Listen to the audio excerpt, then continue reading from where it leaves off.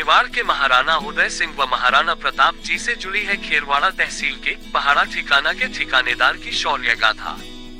कहते हैं कि पहाड़ा ठिकानेदार ने 1527 ईस्वी में खानवा युद्ध में मुगल बादशाह बाबर के खिलाफ महाराणा सांगा का साथ दिया था। चाहे बात हो महाराणा उदय सिंह जी की सुरक्षा की या हल्दी घाटी का युद्ध, और महाराणा प्रताप के द्वारा पहाड़ी क्षेत्र में मुगलों के विरुद्ध छापामार युद्ध में भी पहाड़ा के ठिकानेदार ने मेवाड़ के महाराणाओं का साथ दिया था। पहाड़ा रावत बदन सिंह को द्वितीय श्रेणी के न्यायिक अधिकार प्राप्त थे। उन्हें 1 वर्ष की सजा व 300 रुपए तक का जुर्माना लगाने तथा फौजदारी व दीवानी मामले सुनने का एवं उस पर फैसला देने का भी अधिकार था। उदयपुर जिले के खेरवाड़ा उपखंड मुख्यालय से करीब 22 किलोमीटर दूर भोमट का पहाड़ा ठिकाना के पावेचा खींची चौहान और जवास ठिकाने के खींची वंश का मूल एक ही है। इस ठिकाने का संस्थापक गंगा और जवास ठिकाने का संस्थापक मानक दोनों भाई थे। उनके पिता लीम्बा उर्फ भीम सिंह जी थे, जो गुजरात के चांपानेर पावागढ़ राज्य के राजा रावल पताई जय सिंह जी के पुत्र थे, और 1484 ईस्वी में गुजरात के बादशाह महमूद बेगड़ा और पावागढ़ चांपानेर राज्य के पताई जय सिंह जी के बीच हुई लड़ाई के समय चांपानेर छोड़कर मेवाड़ राज्य के पहाड़ी प्रदेश की ओर चले आए थे।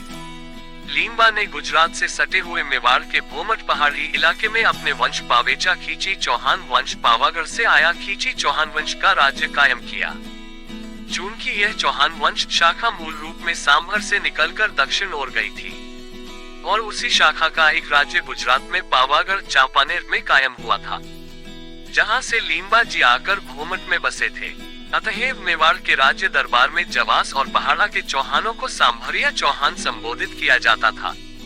जैसा कि जवास के पावेचा खींची चौहान लीम्बा ने जवासगढ़ जगरगढ़ आकर वहां पर काबिज जोगराज बासिया को मारकर उस पर अधिकार कर लिया था। अपनी मृत्यु से लीम्बा ने अपने अधिकृत प्रदेश को 2 भागों में विभाजित करके उसके दोनों पुत्रों गांगा और मानक में बांट दिया था। जवासगढ़ वाला प्रदेश मानक को मिला और पहाड़ा वाला प्रदेश गांगा को प्राप्त हुआ। पहाड़ा के पावेचा खींची चौहान 153 ठिकाना पहाड़ा जवास के इतिहास से संबंधित जानकारी के अनुसार पता चलता है कि जवास ठिकाने की भांति पहाड़ा ठिकाने के शासकों के भी मेवाड़ राज्य के महाराणाओं के साथ निकट के संबंध बने रहे, और मेवाड़ के संकट काल में आवश्यकता पड़ने पर जवास के शासकों के साथ पहाड़ा के शासकों ने भी मेवाड़ के महाराणाओं की सहायता की। इसलिए पहाड़ा के ठिकानेदार ने 1527 ईस्वी में मुगल बादशाह बाबर के खिलाफ खानवा के युद्ध में महाराणा सांगा का साथ दिया। बाद में पहाड़ों में महाराणा उदय सिंह जी की सुरक्षा के प्रबंध में हल्दी घाटी की लड़ाई में तथा महाराणा प्रताप के द्वारा पहाड़ी क्षेत्र में मुगलों के विरुद्ध चलाए गए छापामार युद्ध में मेवाड़ के महाराणाओं की मदद की। निश्चय ही इन ठिकानेदारों को लगातार एवं समय समय पर होने वाले उपद्रव का भी सामना करना पड़ा। पहाड़ा ठिकाना खेरवाड़ा से 12 मील दूर है। 1930 ईस्वी के बाद अन्य भोमट ठिकानेदारों की भांति यह ठिकाना भी मेवाड़ राज्य के अंतर्गत हो गया।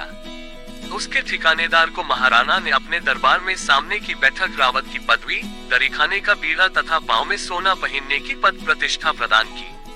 19वीं शताब्दी के अंत में जब मेवाड़ राज्य के नियम कानून ठिकानों में भी लागू किए गए तो पहाड़ा ठिकाने में भी तदनुसार प्रबंध किए गए। महाराणा भूपाल सिंह जी ने तत्कालीन पहाड़ा रावत बदन सिंह जी को द्वितीय श्रेणी के न्यायिक अधिकार प्रदान किए। तदनुसार उसको अपराधी को अधिकतम 1 वर्ष की सजा और 300 रुपए तक जुर्माना करने के फौजदारी अधिकार तथा 3000 रुपयों तक के दीवानी मामले सुनने और फैसला करने के अधिकार मिले। पहाड़ा ठिकाने की वार्षिक आय 15,238 रुपये मानी गई थी, जिस पर ठिकाने की ओर से राज्य को दसून करके 706 रुपये दिए जाते थे तथा 15 हथियारबंद सिपाही रखने पड़ते थे। ठिकाने में 27 गांव थे, जिनकी बाद में संख्या वृद्धि हो गई। ठिकानेदार के परमारवाड़ा नगर, कातरवास, चीकलवास, प्रीकवास, अमचेरा जो वर्तमान में डूंगरपुर के गांव है जो रहे। रावत लक्ष्मण सिंह जी ने 1881 ईस्वी में हुए भील विद्रोह में मेवाड़ राज्य और अंग्रेज सरकार का साथ दिया, और अंग्रेज डाक ओपस को लूटने वाले 13 व्यक्तियों को गिरफ्तार करने में लक्ष्मण सिंह जी ने बड़ी शक्ति और साहस का परिचय दिया। इस पर अंग्रेज सरकार ने उनको प्रशंसा और धन्यवाद का पत्र दिया। रावत लक्ष्मण सिंह जी के उत्तराधिकारी बदन सिंह जी हुए। उन्होंने 1919 ईस्वी में जवास ठिकाने में उत्पन्न उत्तराधिकार के विवाद में हस्तक्षेप करके अपना दावा भी पेश किया था। जवास रावत नौबत सिंह के लाऔलाद मरने पर जब गोद लेने का सवाल उठा तो जवास के नजदीकी रिश्तेदार छानी, थाना और सुवेरी ठिकानों की ओर से दावे रखे गए। उस समय पहाड़ा रावत बदन सिंह जी ने भी अपना दावा इस आधार पर पेश किया कि वह जवास पहाड़ा की खींची वंश की बड़ी शाखा का वंशधर है। किंतु अंग्रेज सरकार ने सुवेरी खुनादरी ठिकाने का दावा मंजूर करके वहां से कुंवर तख्त सिंह जी को जवास में गोद लेने की मंजूरी दी। पहाड़ा पाड़ा के पावेचा खींची चौहान रावत बदन सिंह का विवाह पानरवा के सोलंकी ठिकाने के अदकालिया ठाकुर की बहन के साथ 1907 ईस्वी में हुआ था। उसका दूसरा विवाह डूंगरपुर राज्य के बौर ठिकाने के अर्जुन सिंह जी सोलंकी की पुत्री के साथ हुआ। बदन सिंह जी के 4 पुत्र और 1 पुत्री हुई। पुत्र बलवंत सिंह, दौलत सिंह, मोहब्बत सिंह और पृथ्वी सिंह हुए।